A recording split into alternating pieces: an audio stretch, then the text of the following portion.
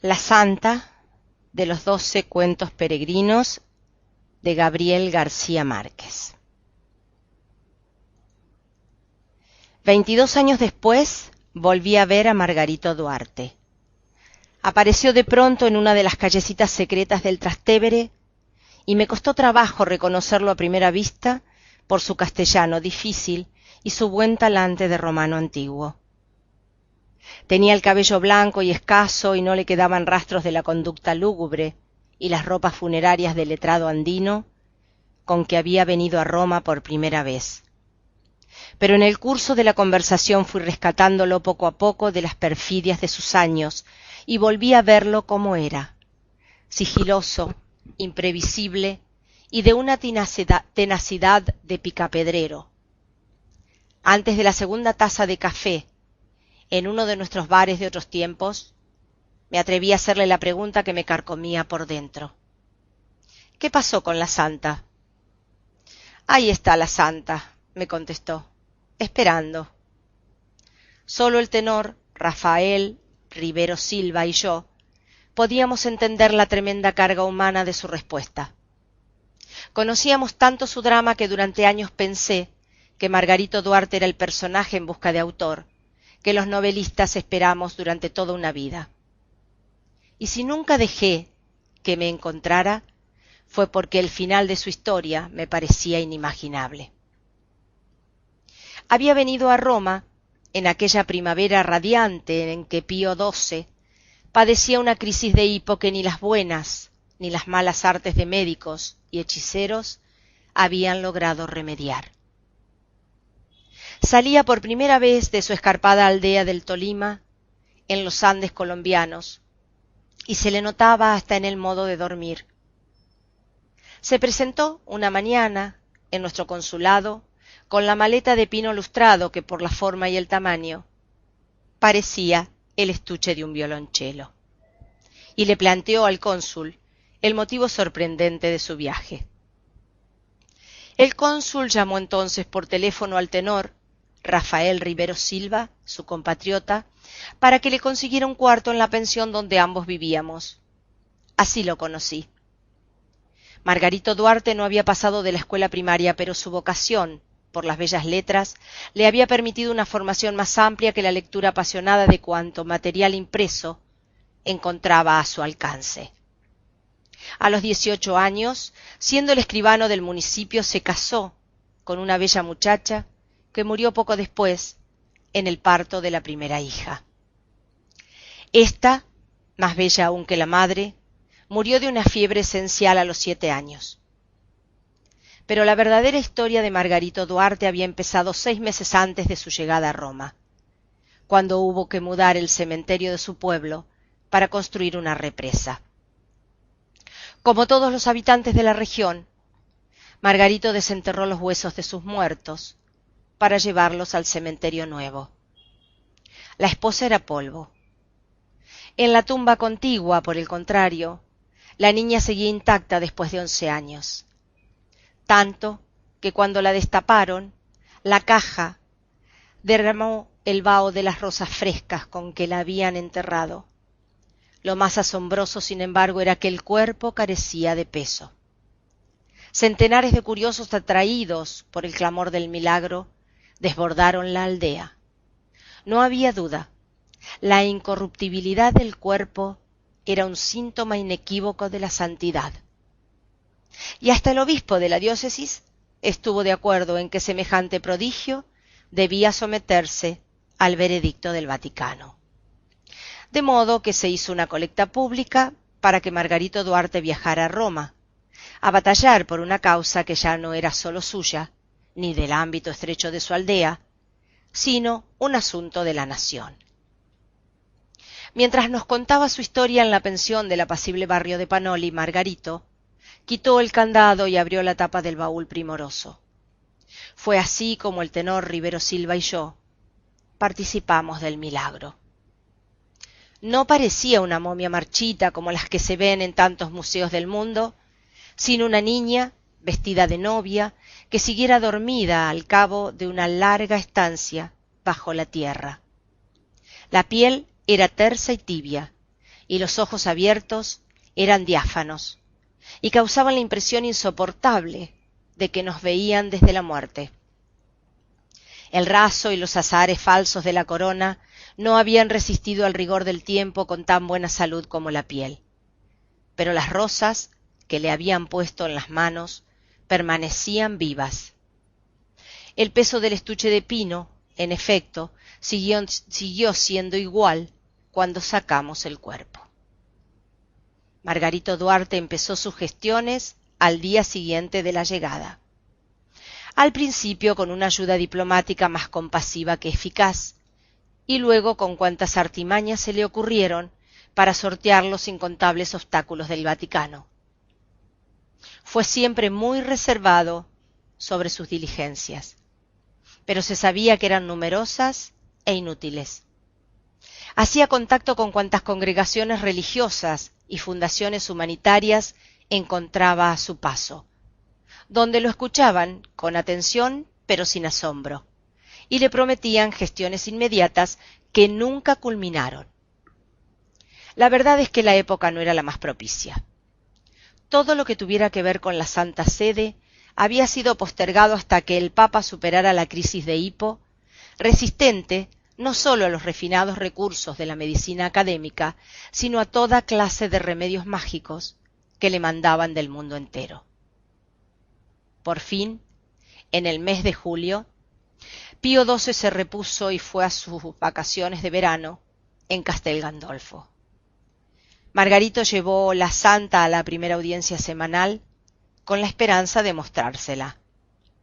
El Papa apareció en el patio interior, en un balcón tan bajo que Margarito pudo ver sus uñas bien pulidas y alcanzó a percibir su hálito de lavanda, pero no circuló por entre los turistas que llegaban de todo el mundo para verlo, como Margarito esperaba, sino que pronunció el mismo discurso en 6 idiomas y terminó con la bendición general.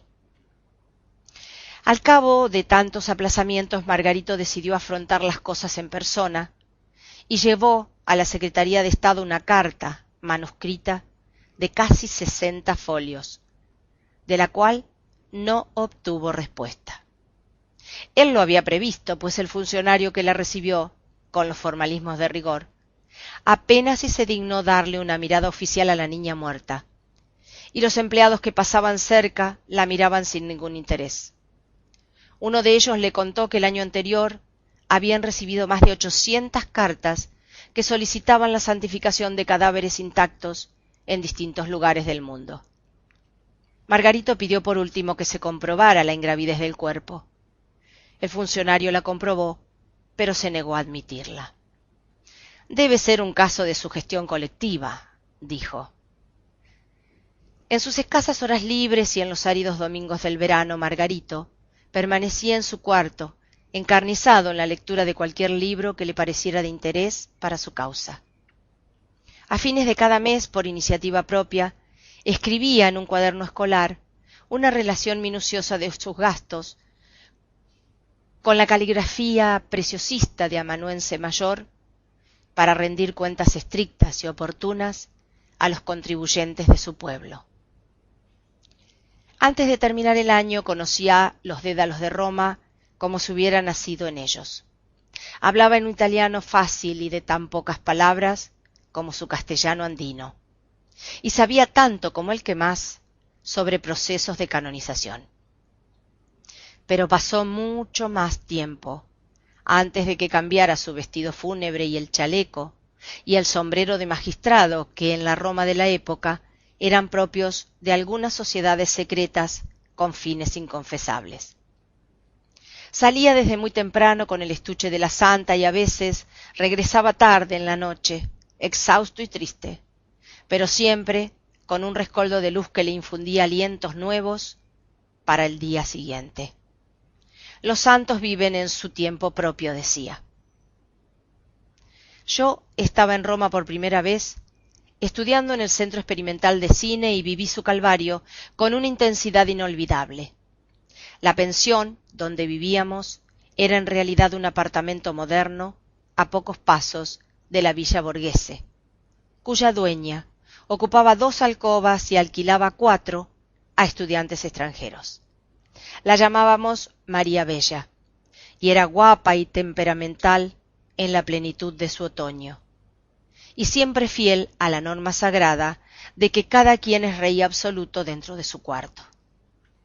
En realidad, la que llevaba el peso de la vida cotidiana era su hermana mayor, la tía Antonieta, un ángel sin alas que le trabajaba por horas durante el día, y andaba por todos lados con su balde y su escoba de jerja, lustrando, más allá de lo posible, los mármoles del piso. Fue ella quien nos enseñó a comer los pajaritos cantores que cazaba Bartolino, su esposo, por un mal hábito que le quedó de la guerra, y quien terminaría por llevarse a Margarito a vivir en su casa cuando los recursos no le alcanzaron para los precios de María Bella. Nada menos adecuado para el modo de ser de Margarito que aquella casa sin ley. Cada hora nos reservaba una novedad, hasta en la madrugada, cuando nos despertaba el rugido pavoroso del león en el zoológico de la Villa Borghese. El tenor Rivero Silva se había ganado el privilegio de que los romanos no se resintieran con sus ensayos tempraneros. Se levantaba a las 6, se daba su baño medicinal con agua helada y se arreglaba la barba y las cejas de Mefistófeles, y sólo cuando ya estaba listo con la bata de cuadros escoceses, la bufanda de seda china y su agua de colonia personal, se entregaba en cuerpo y alma a sus ejercicios de canto.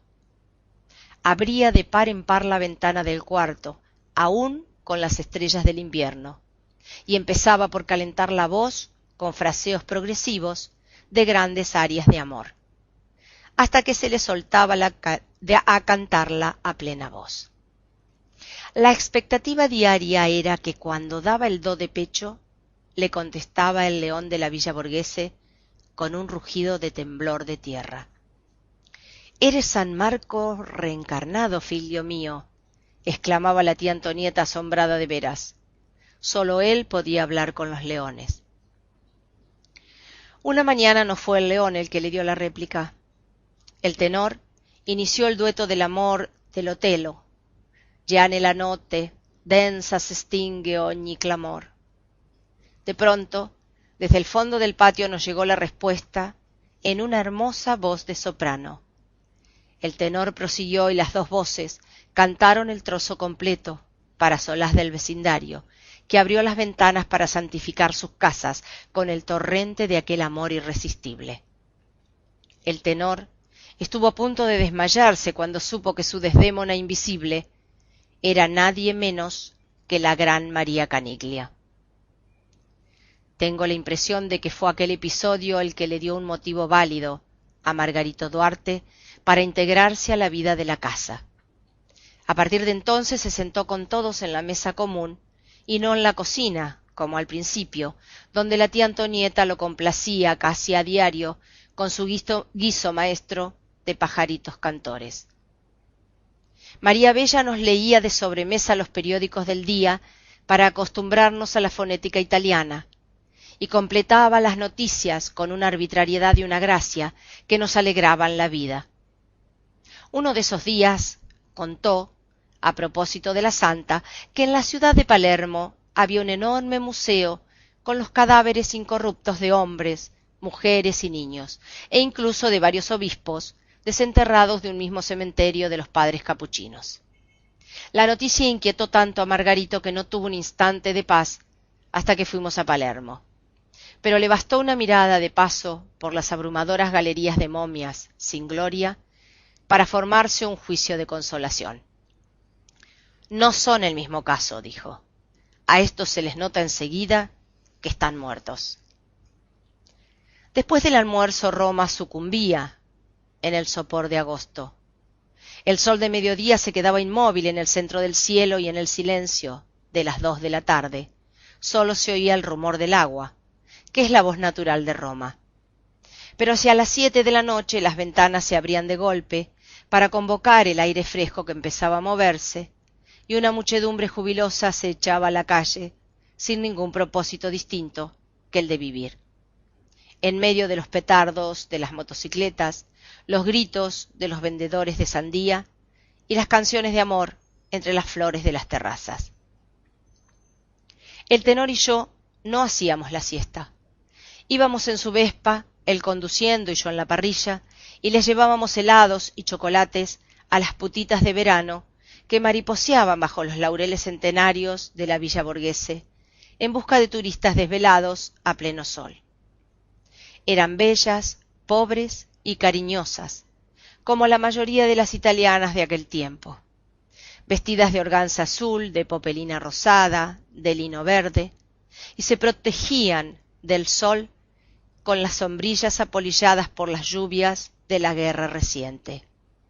Era un placer humano estar con ellas, porque saltaban por encima de las leyes del oficio y se daban el lujo de perder un buen cliente para irse con nosotros a tomar un café bien conservado en el bar de la esquina, o a pasear en las carrozas de alquiler por los senderos del parque, o a dolernos de los reyes destronados y sus amantes trágicas que cabalgaban al atardecer en el galopatoio. Más de una vez les servíamos de intérpretes con algún gringo descarnado. No fue por ellas que llevamos a Margarito Duarte a la Villa Borghese, sino para que conociera el León. Vivía en libertad en un islote desértico, circundado por un foso profundo, y tan pronto como nos divisó, en la otra orilla, empezó a rugir con un desasosiego que sorprendió a su guardián. Los visitantes del parque acudieron sorprendidos. El tenor trató de identificarse con su do de pecho matinal, pero el león no le prestó atención. Parecía rugir hacia todos nosotros sin distinción, pero el vigilante se dio cuenta al instante de que solo rugía por Margarito. Así fue. Para donde él se movía el león, y tan pronto como se escondía dejaba de rugir. El vigilante, que era doctor en letras clásicas de la Universidad de Siena, pensó que Margarito debió estar ese día con otros leones que lo habían contaminado de su olor. Aparte de esa explicación, que era inválida, no se le ocurrió otra. En todo caso, dijo, no son rugidos de guerra sino de compasión. Sin embargo, lo que impresionó al tenor Rivera Silva no fue aquel episodio sobrenatural, sino la conmoción de Margarito cuando se detuvo a conversar con las muchachas del parque. Lo comentó en la mesa, y unos por picardía y otros por comprensión, estuvimos de acuerdo en que sería una buena obra ayudar a Margarito a resolver su soledad. Conmovida por la debilidad de nuestros corazones, María Bella se apretó la pechuga de madraza bíblica, con sus manos empedradas de anillos de fantasía. Yo lo haría por caridad, dijo, si no fuera porque nunca he podido con los hombres que usan chaleco. Fue así como el tenor pasó por la Villa Borghese a las 2 de la tarde y se llevó en ancas de su Vespa a la mariposita que le pareció más propicia para darle una hora de buena compañía a Margarito Duarte. La hizo desnudarse en su alcoba, la bañó con jabón de olor, la secó, la perfumó con su agua de colonia personal y la empolvó de cuerpo entero con su talco alcanforado para después de afeitarse. Por último le pagó el tiempo que ya llevaban y una hora más, y le indicó letra por letra lo que debía hacer. La bella, desnuda, atravesó en puntillas la casa en penumbras, como un sueño de la siesta, y dio 2 golpecitos tiernos en la alcoba del fondo. Margarito Duarte, descalzo y sin camisa, abrió la puerta. «Buonasera, Giovanotto», le dijo ella con voz y modos de colegiala. «Mi manda il tenore». Margarito asimiló el golpe con gran dignidad. Acabó de abrir la puerta para darle paso y ella se tendió en la cama mientras él se ponía a toda prisa la camisa y los zapatos para atenderla con el debido respeto. Luego se sentó a su lado en una silla e inició la conversación. Sorprendida, la muchacha le dijo que se diera prisa, pues solo disponían de una hora. Él no se dio por enterado. La muchacha dijo después que de todos modos habría estado el tiempo que él hubiera querido, sin cobrarle ni un céntimo, porque no podía haber en el mundo un hombre mejor comportado. Sin saber qué hacer mientras tanto, escudriñó el cuarto con la mirada y descubrió el estuche de madera sobre la chimenea. Preguntó si era un saxofón. Margarito no le contestó, sino que entreabrió la persiana para que entrara un poco de luz. Llevó el estuche a la cama y levantó la tapa. La muchacha trató de decir algo, pero se le desencajó la mandíbula.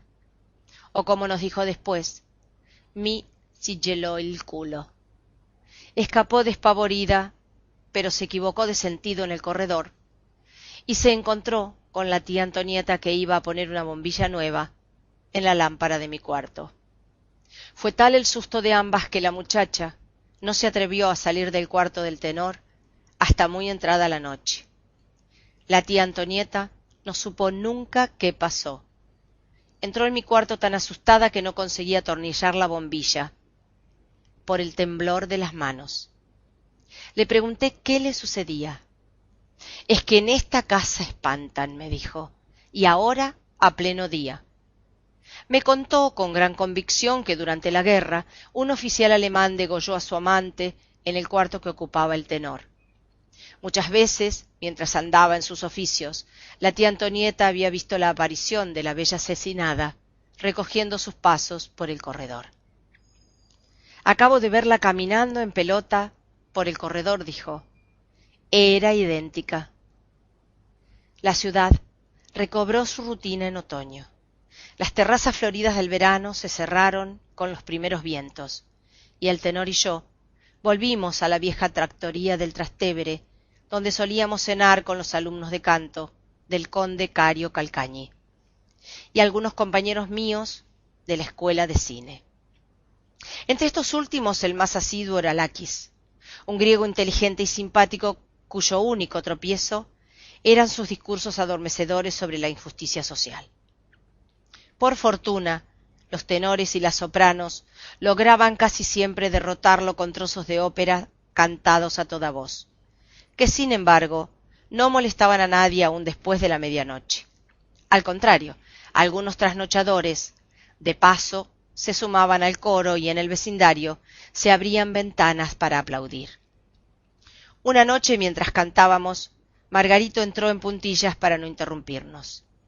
Llevaba el estuche de pino que no había tenido tiempo de dejar en la pensión, después de mostrarle la santa al párroco de San Juan de Letrán, cuya influencia entre la sagrada congregación del rito era de dominio público.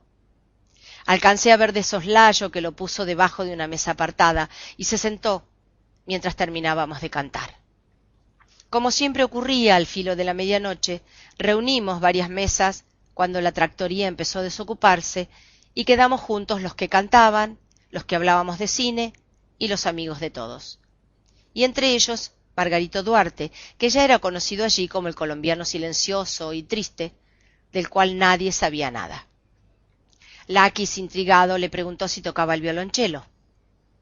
Yo me sobrecogí con lo que me pareció una indiscreción difícil de sortear. El tenor, tan incómodo como yo, no logró remendar la situación. Margarito fue el único que tomó la pregunta con toda naturalidad. «No es un violonchelo», dijo. «Es la santa». Puso la caja sobre la mesa, abrió el candado y levantó la tapa. Una ráfaga de estupor estremeció el restaurante. Los otros clientes, los meseros y por último la gente de la cocina con sus delantales ensangrentados se congregaron atónitos a contemplar el prodigio. Algunos se persignaron. Una de las cocineras se arrodilló con las manos juntas, presa de un temblor de fiebre, y rezó en silencio. Sin embargo, pasada la conmoción inicial, nos enredamos en una discusión a gritos sobre la insuficiencia de la santidad en nuestros tiempos. Lakis, por supuesto, fue el más radical. Lo único que quedó en claro al final fue su idea de hacer una película crítica con el tema de la santa. «Estoy seguro», dijo, «que el viejo Cesare no dejaría escapar este tema».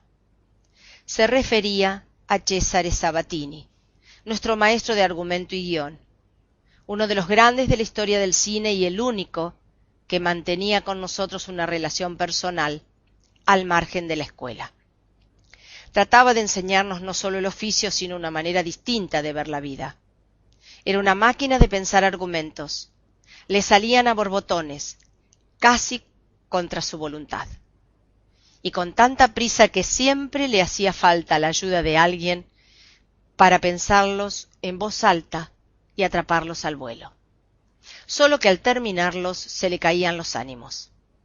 Lástima que haya que filmarlo, decía, pues pensaba que en la pantalla perdería mucho de su magia original.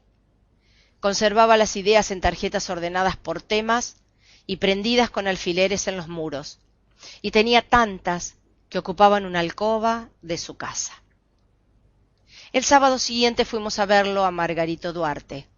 Era tan goloso de la vida que lo encontramos en la puerta de su casa, de la calle Ángela Merici, ardiendo de ansiedad por la idea que le habíamos anunciado por teléfono.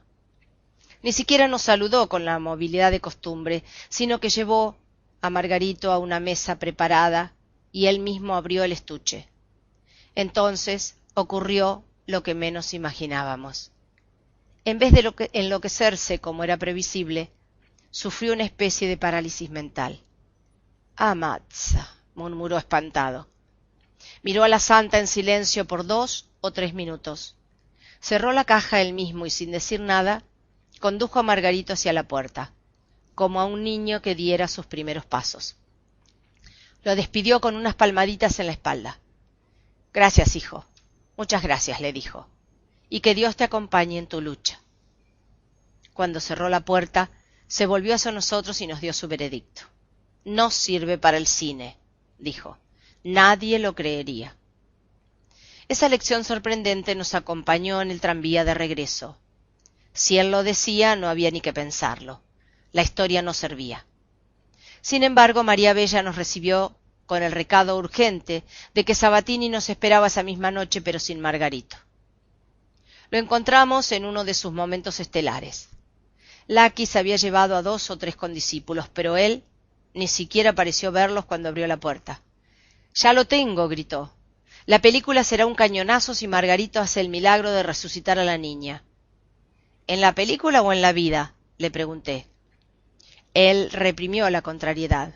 «No seas tonto», me dijo. Pero enseguida le vimos en los ojos el destello de una idea irresistible. «A no ser que sea capaz de resucitarla en la vida real», dijo, y reflexionó en serio. Debería probar. Fue solo una tentación instantánea antes de retomar el hilo. Empezó a pasearse por la casa como un loco feliz, gesticulando a manotadas y recitando la película a grandes voces. Lo escuchábamos deslumbrados, con la impresión de estar viendo las imágenes como pájaros fosforescentes que se le escapaban en tropel y volaban enloquecidos por toda la casa. «Una noche», dijo, «cuando ya han muerto como 20 papas que no lo recibieron, Margarito entra en su casa cansado y viejo, abre la caja, le acaricia la cara a la muertita y le dice con toda la ternura del mundo: por el amor de tu padre, hijita, levántate y anda». Nos miró a todos y remató con un gesto triunfal: «Y la niña se levanta». Algo esperaba de nosotros, pero estábamos tan perplejos que no encontrábamos qué decir, salvo Lakis, el griego, que levantó el dedo como en la escuela para pedir la palabra. «Mi problema es que no lo creo», dijo, y ante nuestra sorpresa se dirigió directo a Sabatini. «Perdóneme, maestro, pero no lo creo». Entonces fue Sabatini el que se quedó atónito. «¿Y por qué no?». «Qué sé yo», dijo Lakis angustiado, «es que no puede ser». «Ah, Matza», gritó entonces el maestro con un estruendo que debió oírse en el barrio entero. «Eso es lo que más me jode de los estalmistas, que no creen en la realidad». En los 15 años siguientes, según él mismo me contó, Margarito llevó la santa a Castel Gandolfo por si se daba la ocasión de mostrarla. En una audiencia de unos 200 peregrinos de América Latina, alcanzó a contar su historia entre empujones y codazos al benévolo Juan XXIII. Pero no pudo mostrarle a la niña porque debió dejarla a la entrada, junto con los morrales de otros peregrinos, en previsión de un atentado. El Papa lo escuchó con tanta atención como le fue posible entre la muchedumbre, y le dio en la mejilla una palmadita de aliento. «Bravo, figlio mío», le dijo, «Dios premiará tu perseverancia». Sin embargo, cuando de veras se sintió en vísperas de realizar su sueño, fue durante el reinado fugaz del sonriente Albino Luciani. Un pariente de éste, impresionado por la historia de Margarito, le prometió su mediación. Nadie le hizo caso, pero 2 días después, mientras almorzaban, alguien llamó a la pensión con un mensaje rápido y simple para Mariarito. No debía moverse de Roma, pues antes del jueves sería llamado del Vaticano para una audiencia privada. Nunca se supo si fue una broma. Margarito creía que no y se mantuvo alerta. No salió de la casa. Si tenía que ir al baño, lo anunciaba en voz alta. «Voy al baño». María Bella, siempre graciosa en los primeros albores de la vejez, soltaba su carcajada de mujer libre. «Ya lo sabemos, Margarito», gritaba, «por si te llama el Papa». La mañana siguiente, 2 días antes del telefonema anunciado, Margarito se derrumbó ante el titular del periódico que deslizaron por debajo de la puerta. «Morto il Papa». Por un instante lo sostuvo en vilo la ilusión de que era un periódico atrasado que habían llevado por equivocación, pues no era fácil creer que se muriera un papa cada mes. Pero así fue. El sonriente Albino Luciani, elegido 33 días antes, había amanecido muerto en su cama. Volví a Roma 22 años después de conocer a Margarito Duarte, y tal vez no hubiera pensado en él si no lo hubiera encontrado por casualidad. Yo estaba demasiado oprimido por los estragos del tiempo para pensar en nadie. Caía sin cesar una llovizna boba como de caldo tibio. La luz de diamante de otros tiempos se había vuelto turbia y los lugares que habían sido míos y sustentaban mis nostalgias eran otros y ajenos. La casa donde estuvo la pensión seguía siendo la misma, pero nadie dio razón de María Bella. Nadie contestaba en 6 números de teléfonos que el tenor Rivero Silva me había mandado a través de los años. En un almuerzo con la nueva gente de cine evoqué la memoria de mi maestro y un silencio súbito aleteó sobre la mesa por un instante, hasta que alguien se atrevió a decir: «Sabatini, mai sentito». Así era. Nadie había oído hablar de él. Los árboles de la Villa Borghese estaban desgreñados bajo la lluvia. El galopatoio de las princesas tristes había sido devorado por una maleza sin flores, y las bellas de antaño habían sido sustituidas por atletas andróginos, travestidos de manolas. El único sobreviviente de una fauna extinguida era el viejo león, sarnoso y acatarrado, en su isla de aguas marchitas. Nadie cantaba ni se moría de nostalgias. Era ya otra Roma antigua dentro de la antigua Roma de los Césares. De pronto una voz que podía venir del más allá me paró en seco en una callecita del Trastevere. «Hola, poeta». Era él, viejo y cansado. Habían muerto 5 papas. La Roma eterna mostraba los primeros síntomas de la decrepitud y él seguía esperando. «He esperado tanto que ya no puede faltar mucho más», me dijo al despedirse, después de 4 horas de añoranzas. «Puede ser cosa de meses». Se fue, arrastrando los pies por el medio de la calle con sus botas de guerra y su gorra descolorida de romano viejo, sin preocuparse de los charcos de lluvia donde la luz empezaba a pudrirse. Entonces no tuve ya ninguna duda, si es que alguna vez la tuve, de que el santo era él. Sin darse cuenta, a través del cuerpo incorrupto de su hija, llevaba ya 22 años luchando en vida por la causa legítima de su propia canonización. Agosto 1981.